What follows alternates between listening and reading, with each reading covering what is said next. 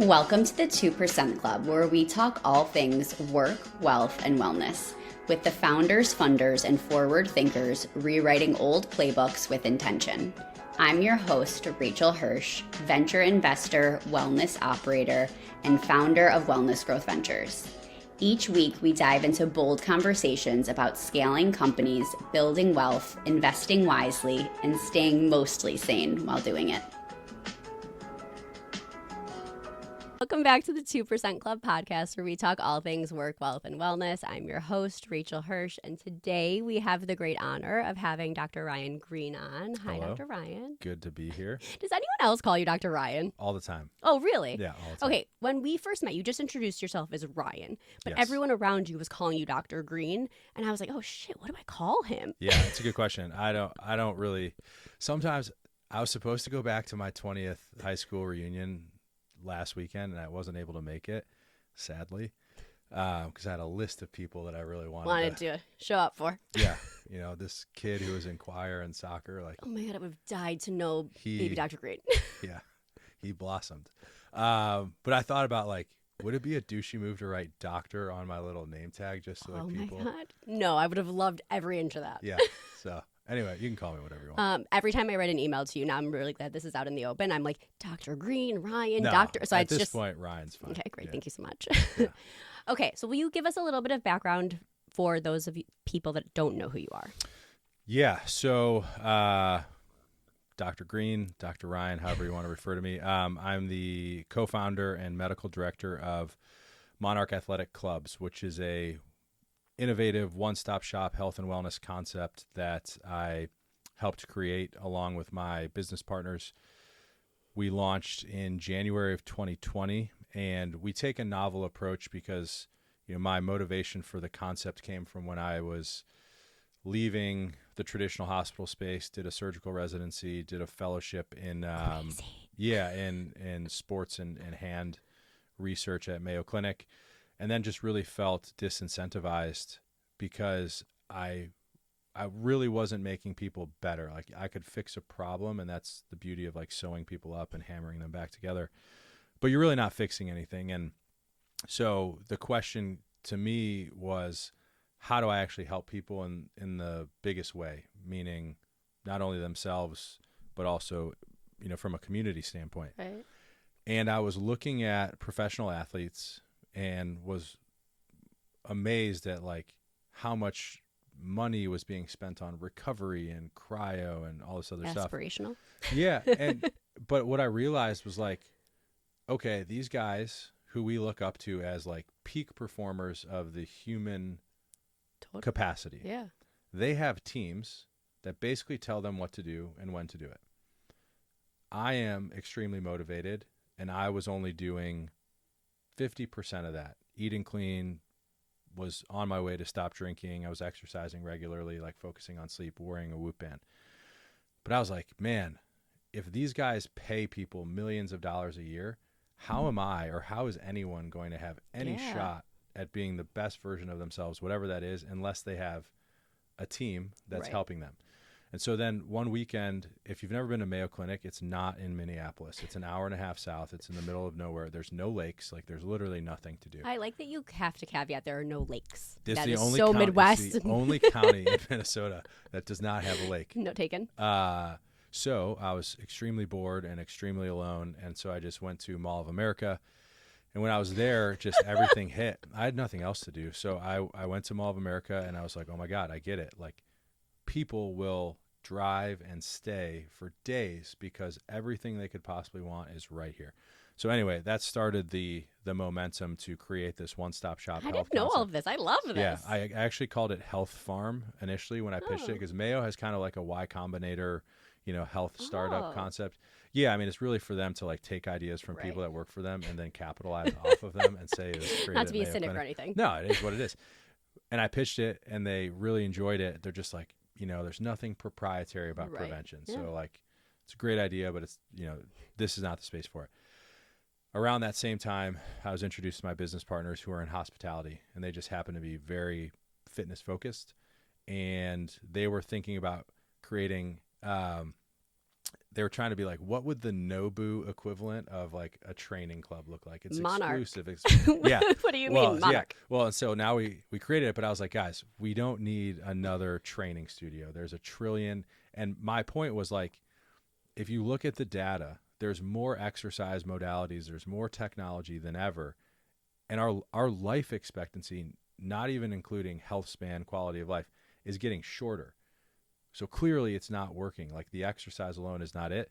What we need is data driven. We need comprehensive, and you need to pay attention to the external plus the internal. And the only way that's going to happen is if you have some sort of medical component, because then you have the license to penetrate skin and draw blood and all that stuff. So I pitched this idea. They really liked it.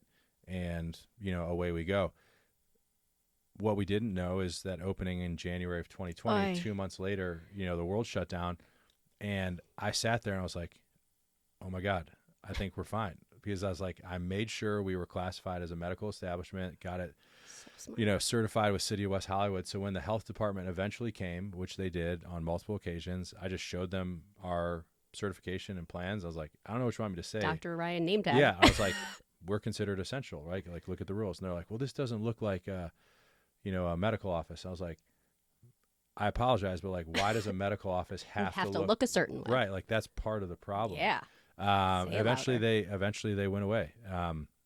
We did have to frost the glass because people would walk by and take pictures and then send it to the health department. And they're like, why do these? Oh yeah, it's insane. Yeah. They need to get busy. They need like a job. They need to help the economy. Yeah, I get it. It was a weird time. But anyway, that allowed us to start and continue to grow, albeit slower than we projected, but at least we got to stay open. And then once we realized what we had, we opened up our second club in Brentwood in April of 23. And then we just opened Playa Vista literally a week ago. Congrats. So yeah, in 6 years, we've opened 3 clubs, which I think is pretty excellent. Yeah. Considering most people still, when they look at our price point, like they just stop at price. They don't realize how much value is there. Totally. And no one has done, daily personal training, daily physical therapy, unlimited access to a concierge medical team, which includes blood work quarterly, peptides, hormones, IVs. And like, we don't charge, it's not free for all like the supplements and whatnot. But what I definitely didn't want to do is what most kind of longevity clinics do, is where they charge a significant premium because those peptides and those other services, like that's what's keeping the business afloat. Yeah. For us, it's, members who are like, I have this buffet of health and wellness that I can access. And yeah, it's more than Equinox.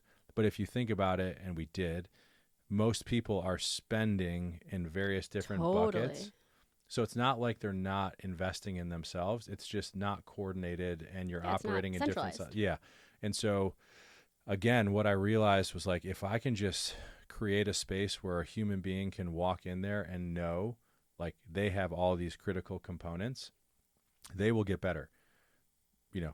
Are they always going to make positive upward progress to the right? Like, no, and life happens. And that's where, we had a conversation before we started filming about other concepts that are like, we can guarantee X, Y, or Z. I'm like, you can't guarantee anything. No. Because like, also, like, I would never want you to say that out loud. Yeah, well, the human legal implications. Yeah, the human experience is like the number one reason why people do not continue to make progress or plateau for periods of time is like, life happens. They travel, kids, work, move. Like, people are always on the go. Yeah. So part of my motivation for why we created what we wanted to create was so that we can continue to open up clubs. Because one of the unique things that we did that, again, no one else has done is your program is designed uniquely for you. So cool. And the onus is on us to make sure that all of our staff can execute what you need to do no matter where we are. Right.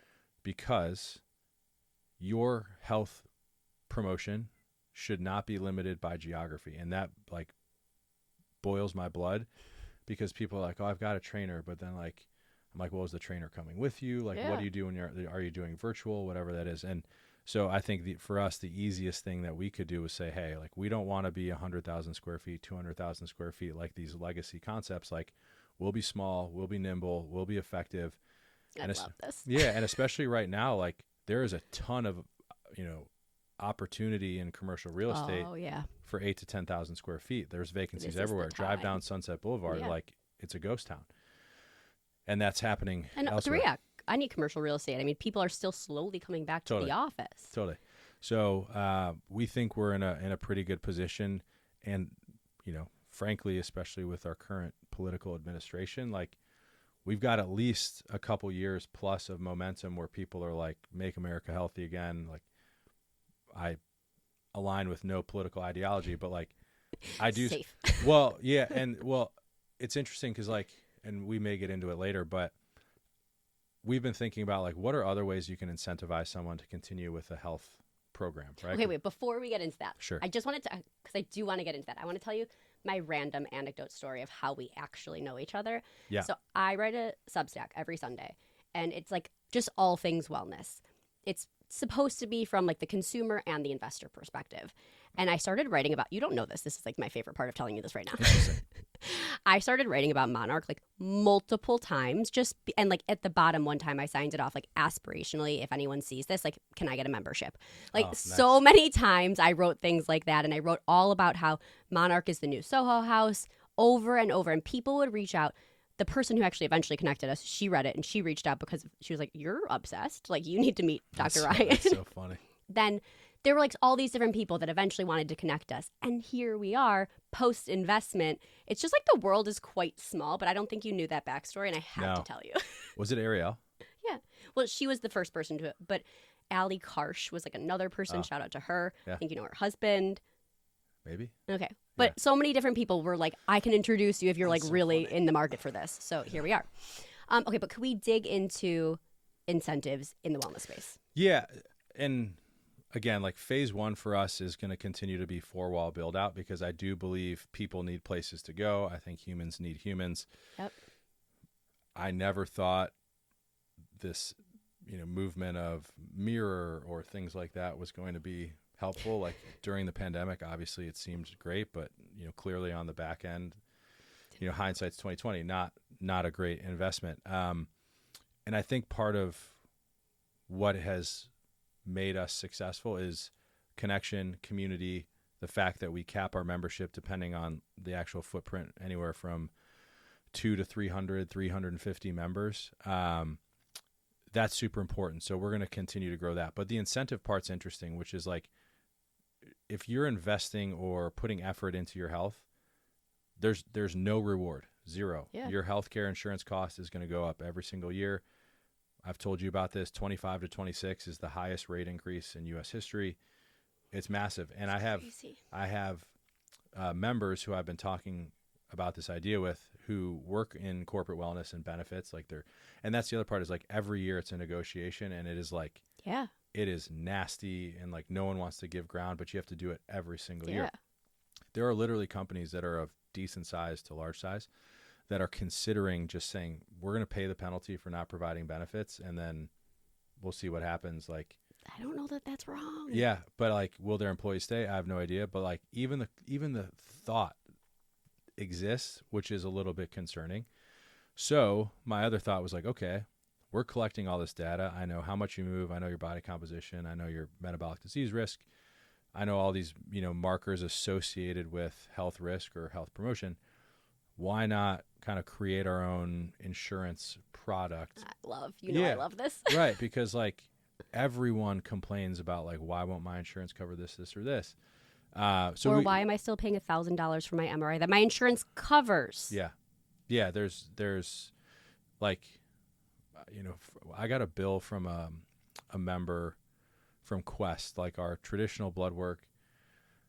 And I was like looking at it, and the cash price that they quote unquote billed insurance was $2,500 for like a very basic lab set. And I'm sitting here, I'm like no one is getting high off of getting their blood drawn. Like, you know what I'm saying? Like it's not opiates. So like, why are we making it so prohibitive?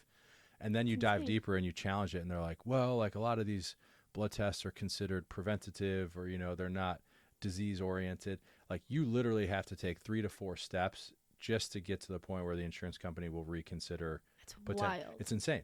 So anyway, one of the things that we're thinking about and working on would be, what is this product look like that basically functions like an insurance, and like there's rules and regulations around that, but really is kind of targeted for people who are using this massive economy of wearables and data collection and simply just want a better value for their healthcare insurance, recognizing that both sides win because people are filing fewer claims. The insurance company, you know what I'm saying? Right. Like Everyone should want that, 100%. which is like the wild part. Yeah. And so anyway, Mr.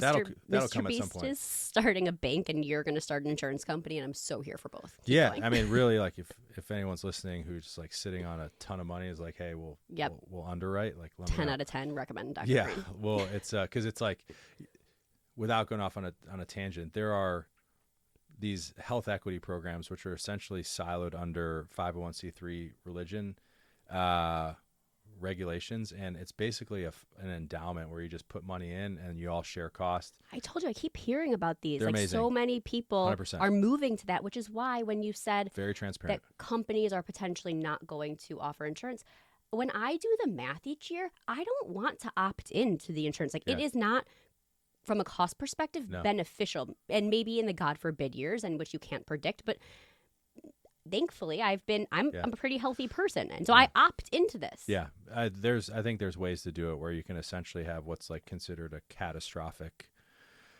plan, where like heaven forbid something happens, you're on the hook for $20K, but then like okay, that's better than $1 million. I'd probably be paying that anyway with my insurance. Yeah.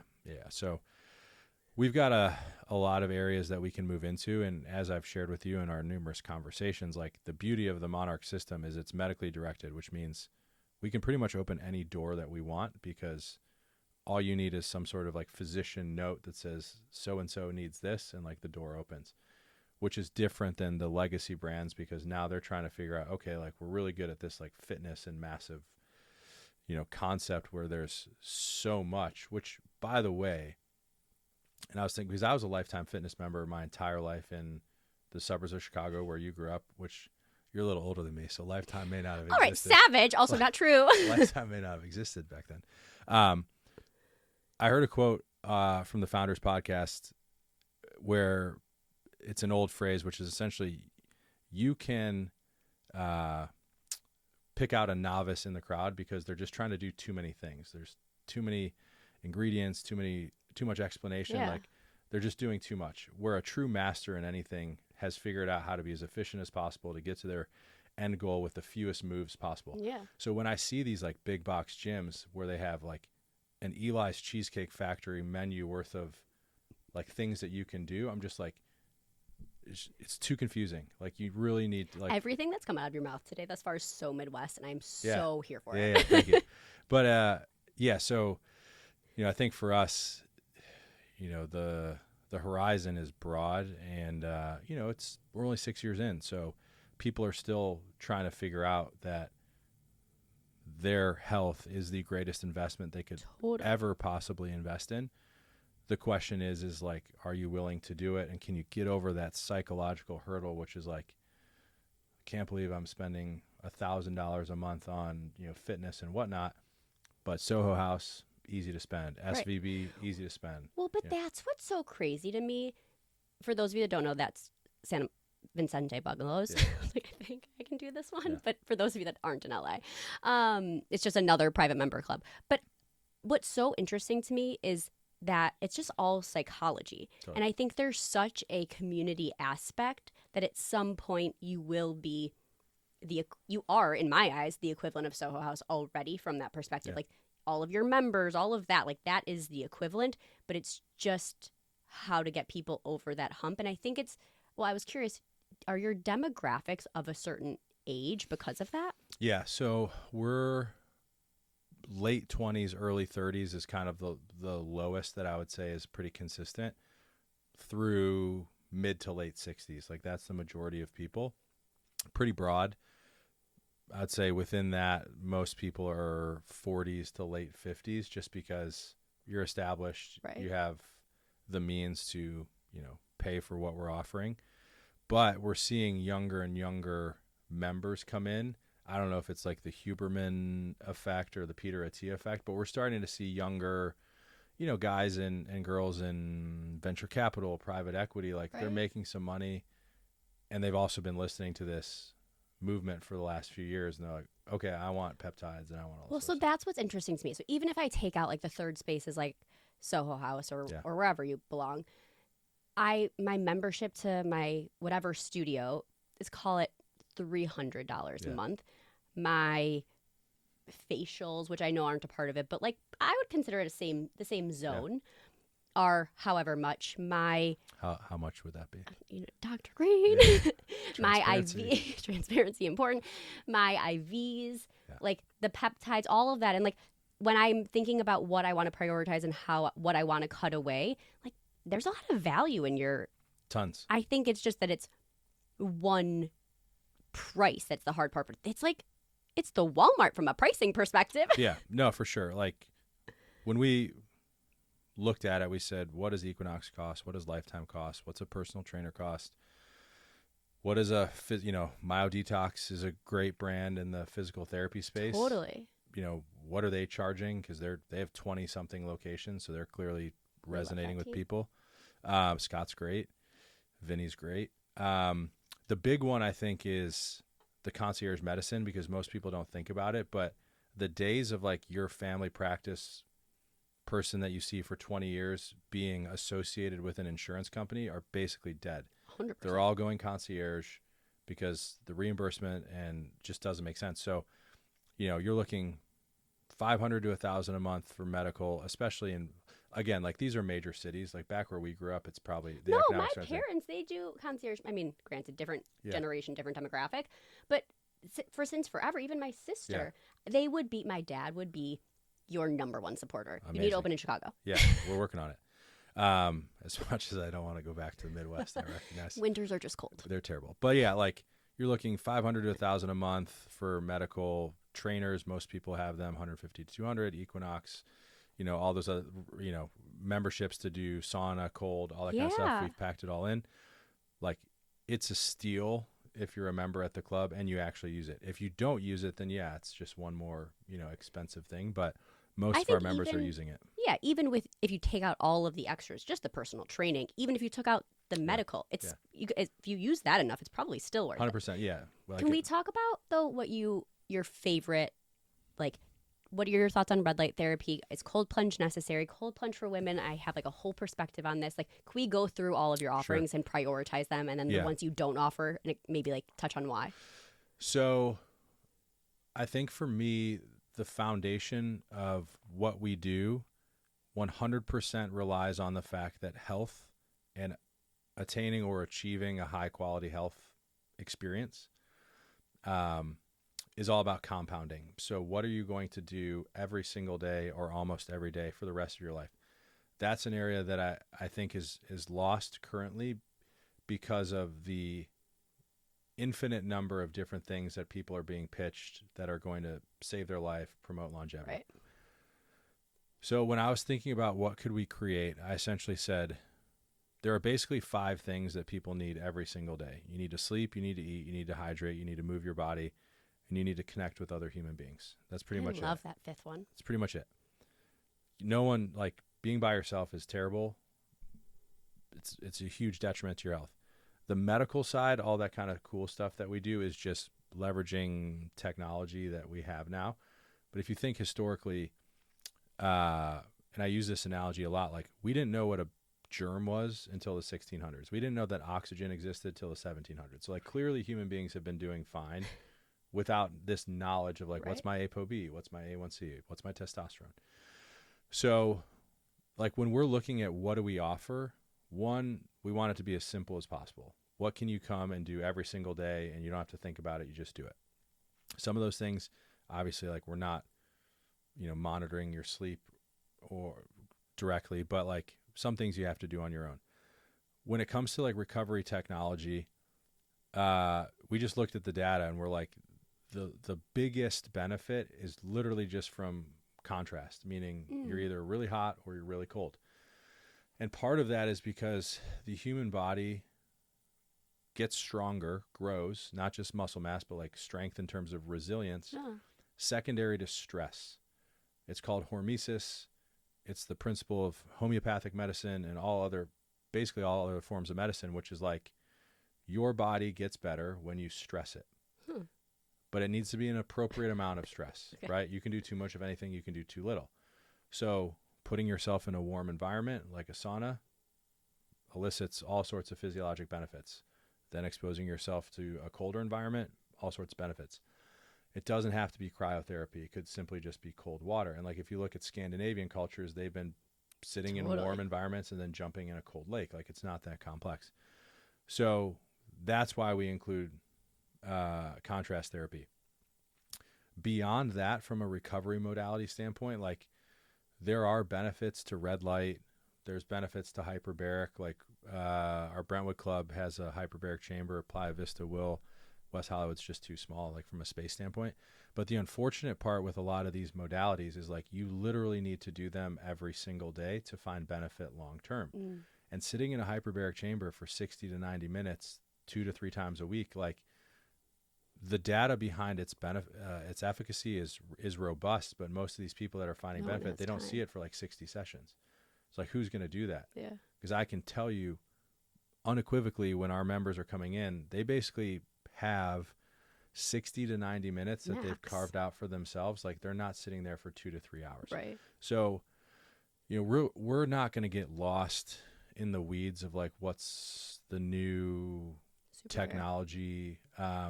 What we want is something that people can do on a regular basis. And for us, that's been, you know, having a heating element, a cooling element. And then, you know, we use a lot of the recovery modalities like Therabody. We have a ton of their stuff. What about like peptides and collagen shots? Totally different. Yeah. NAD+.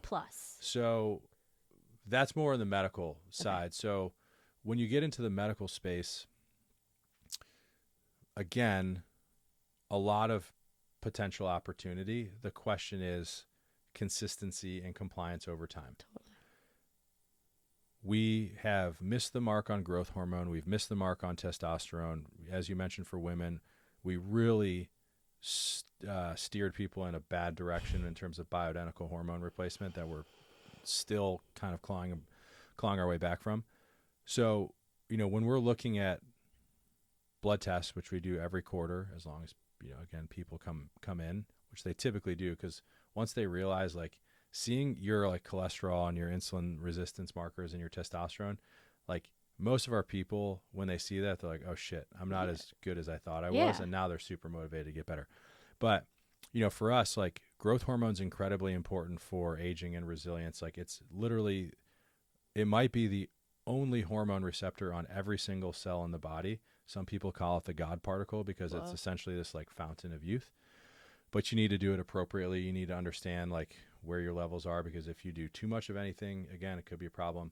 But what we're seeing in most people, just baseline, is too little growth hormone, too little testosterone, too little vitamin D. And for women, you know, markers of inflammation, PCOS, like it's all over the place. So the peptides are interesting because when used appropriately, they're just naturally occurring compounds that you're reintroducing into your environment to help you hopefully get back to a place of, you know, optimal. And I tell every patient, and we tell every patient, like, this will help, but it's only going to be as helpful if you also start to change some things in your lifestyle. Right. Because if you just take these peptides and change nothing else, you can't do these forever. And eventually you're going to have to come off, and then you're going to slide back down the hill, and we're going to be in no better place than we started. Right. NAD is, you know, has a ton of value, like its pathway in terms of reducing cellular senescence and improving mitochondrial function, like the energy producing unit of the cell, is pretty well established. But we don't really have a great way to get NAD into the system. There's takes a long time for that. Arguments that like NAD plus like doesn't actually penetrate or improve NAD levels intracellular, because it has to get into a cell.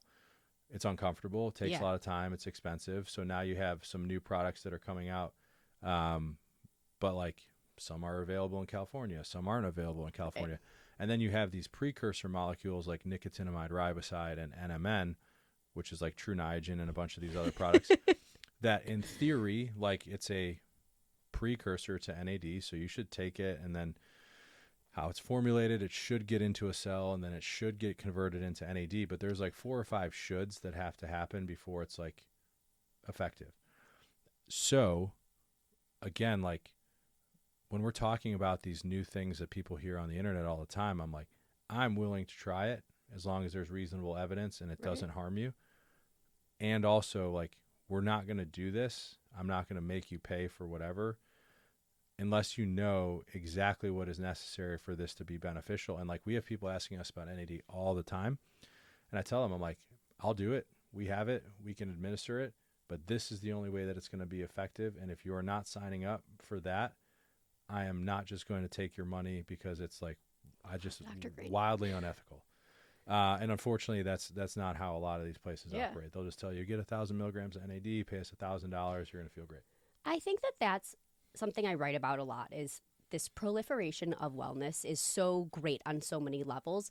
But I mean, I get a new deck every day where I feel like I'm being sold the dream, and it's like I just can't believe any of it. And because I trust you so much, can you go through some of the, like, what to watch out for, or what from a good and bad perspective when we're being sold these longevity pieces with all of these new startups? Yeah. So like the easiest path to market, I think, especially in the wellness space, is like supplements. But what people... There's no regulation. So no regulation. And so first of all, like if you understand how a drug is actually developed, like something that people have taken and has some benefit, you're looking at 20, 30, $40 million. I heard somewhere that like Novo Nordisk may still not have made their money back from... Crazy. Right. I can't confirm it. I did chat GPT it and they're like, it's possible, but like we can't confirm. But in order to get anything out on the market, you're looking at $30 to $40 million roughly in R&D, because they need to know, all right, with these doses and then things that are lost in terms of absorption and liver, whatever, how do we get it into the bloodstream in a meaningful way where it achieves our target but also doesn't cause harm? Right.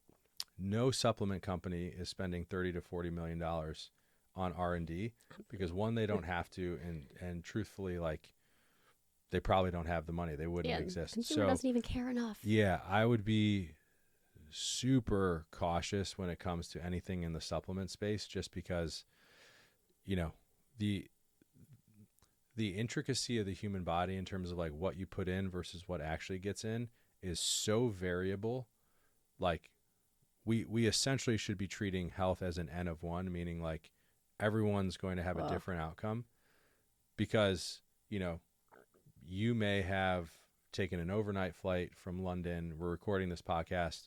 Diet's shit. Hydration's terrible. Right. Your gut microbiome. So pointed, but yes. Right. But like your microbiome may not be in the place where, like, if you're taking your supplements today, they're going to get maximum absorption. Like, so many things matter. Yeah. So that's where I'm like, pretty much anything in the supplement space, unless it's an injectable, unless it's coming from a certified pharmacy, you may have some better luck with powders because they just tend to absorb better. What about a patch? Transdermal is interesting because, again, it's avoiding kind of the gut and the liver, the first pass effect. I love a patch. But expensive. Like, the technology is not cheap. Like NAD patches, vitamin patches, like you're looking $50 to $100 per patch, and like, they're not. It's not cheap. Like, if you have high quality technology, it's not cheap. So that's in the wellness space. What I'm like, initially, if people are coming to us with supplements, I'm just like not really interested. Beyond that is technologies, because I think there's a lot of interesting technologies. And we've right now, so it seems like there's a preponderance of like mental health, calmness, mindset, you know, and there's wearable devices that look like, you know, headbands. And I just think practicality in terms of like, really be honest with yourself in terms of like, are you going to use these for 20 to 30 minutes, whatever, every single day?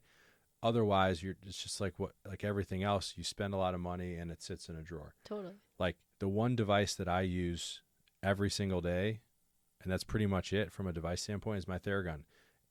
And I take it down to my cold plunge I jump in the water, I go stand on the grass as the sun's rising, and I just Theragun myself. Like, Wild. that's the one thing I use. But like, I don't bring it with me when I travel, and I'm just like, fuck, like I should, it's just consistency. So more or less, I'm using myself as someone who's like, this is my livelihood, this is what I'm passionate about, and like, if I can't see myself doing this on a regular basis, Right. like, I don't really see the general population adopting it.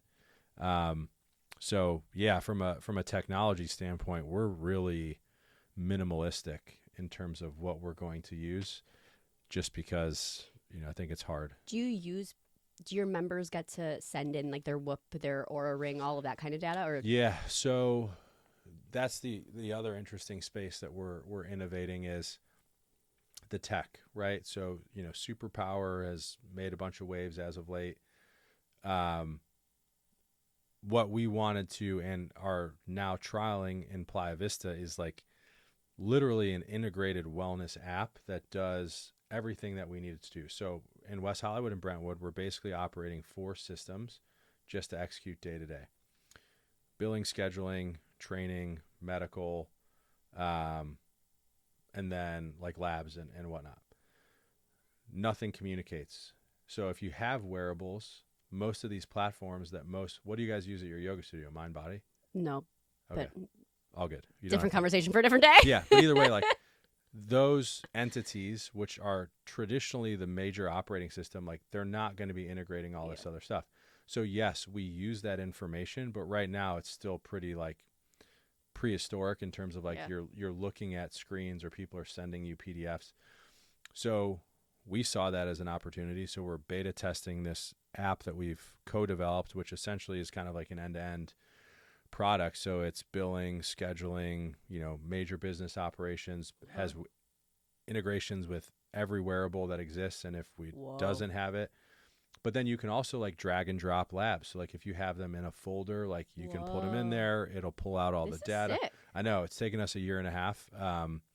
And it's a group out of Greece that, to be honest, I don't remember how we got in contact with them, but they're like, hey, we're trying to create something for health and fitness. You guys are both, like, would you be willing to like work with us? So we're trying it in our Playa Vista Club, and if it works well, then we'll kind of go back and replace. Cool. But like, even with those wearables, I still think there's more that's necessary, because like if you're looking at someone's glucose or their sleep and recovery, you also need to look at like, okay, what are the other things that are happening in their environment alongside of that could be contributing to why we see, changes or whatever. Totally. And having a platform that would allow you basically to create your own graph and chart and say like, I would like to look at my fitness and my cholesterol fluctuation or hormones or whatever that is, or sleep and hormones. We should be able to do that. I don't think we're too far off. It's just, again, like, I don't know why, just most people are like, they're not really thinking about that opportunity. And for me, the other part in this platform is it's heavily AI integrated, meaning you have essentially like a health co-pilot that the team or you can basically set up and be like, okay, Dr. Greene said I need to do this, this, and this. Please send me reminders, blah, blah, blah. And like, we can look at compliance. Cool. Again, like no incentive. If they don't answer it or if they turn off notifications, like no one's penalized, which hopefully we can fix at some point with the insurance program. But what we've learned over the last 6 years, truthfully, is it's not the wearable data. It's not the blood work. It's literally the schedule that is so difficult for most people, because most of our members, like I said, early 30s to mid 60s, they have kids, they have jobs, they have whatever. Life. Yeah. And the pain point is, shit, I booked a 6 a.m. training session, but then a work call, whatever. Right. I just like don't want to go through my schedule to like figure out when can I get back to the gym. Right. So those things happen. But what happens if you have like a scheduling AI assistant, which is like, hey, Rachel, we see that you booked a meeting at 8 a.m. These are the other training options that are available. Here's travel times so that you can get there. Like, would you like us to book a 3 p.m. with so-and-so? Yes, please. I would love And then, that. and it books it, right? And so, like, you don't have to think about it, because I think that's the major holdup, is just like life and schedule. Well, that's why I don't wear any wearables, because I don't. What is it going to tell me? My Apple Watch is going to tell me that I haven't closed my rings today. Like, that's not changing my behavior until all of that information goes to my barista. My barista's giving me like a double shot because I need extra today, or it's going to my trainer being like, she needs to do more of this, like whatever it might be.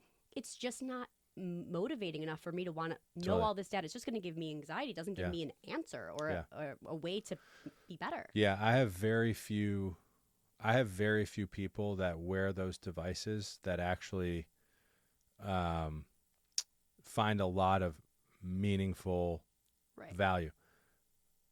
I love them, and I think we need them and will need them, so I'm not speaking harshly against them.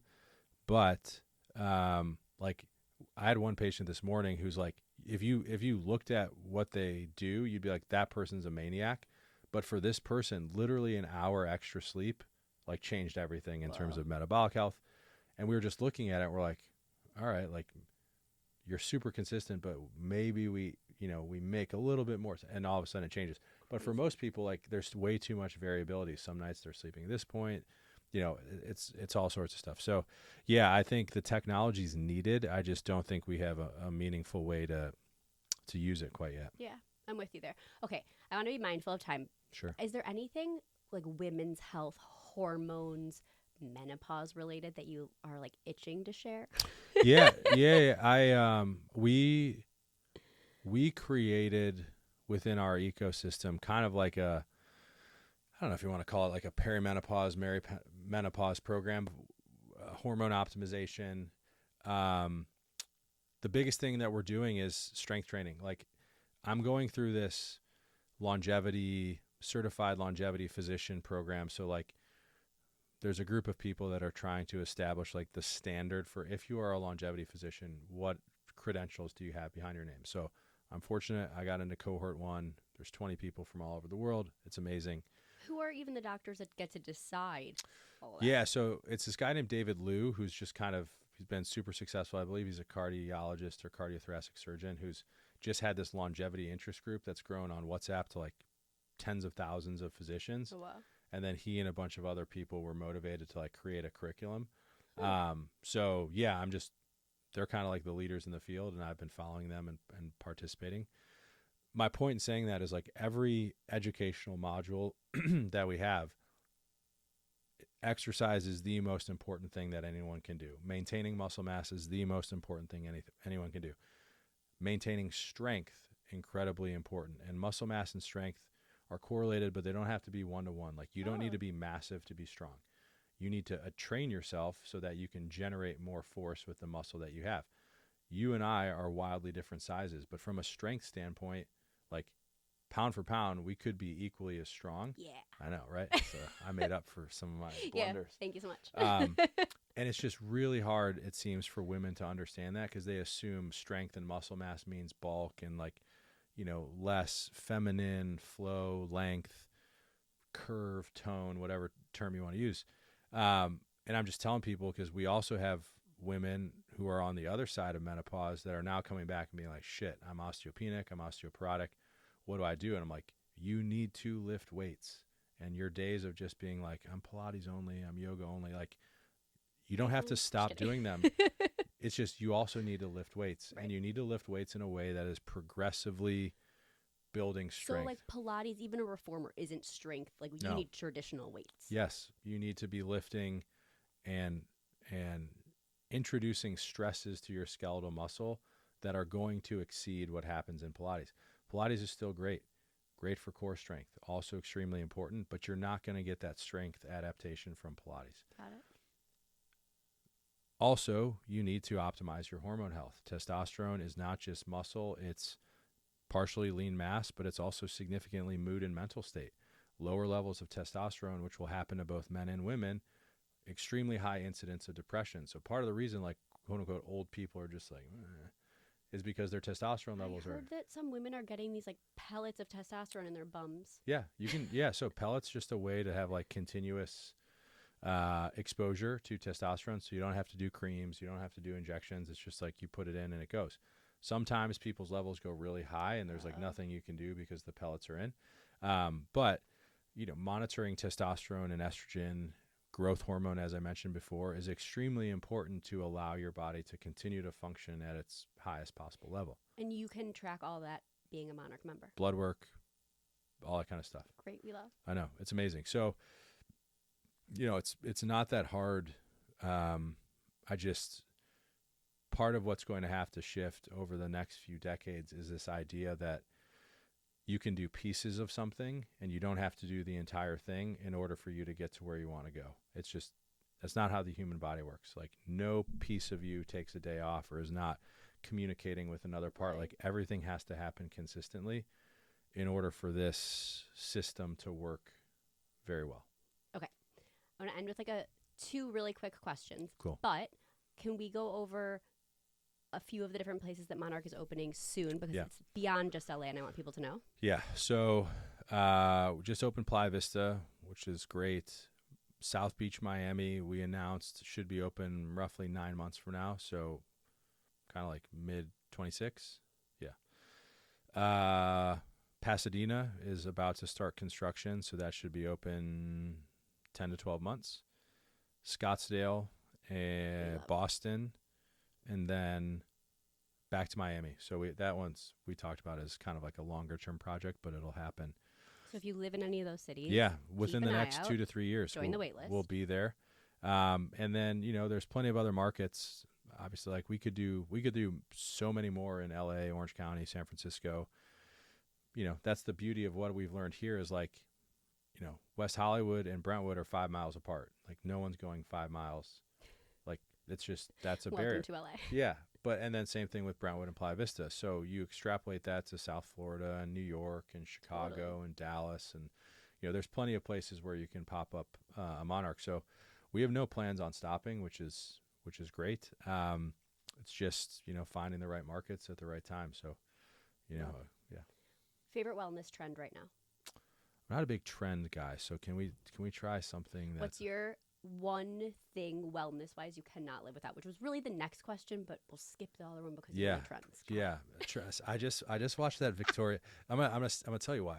So I watched the Victoria Beckham documentary, and like when we talk about health trends, to me it immediately is like fashion, where like you're just like, this is an unachievable target because it's constantly moving. Okay, and then, but what about like Walmart taking out so many of their synthetics from their... I don't think that's a trend. I think that's like a seismic shift in our understanding. Yeah, but just the fact that like seed even oils in Arkansas, that things like that are like I think that's we can go different on trends. Sure.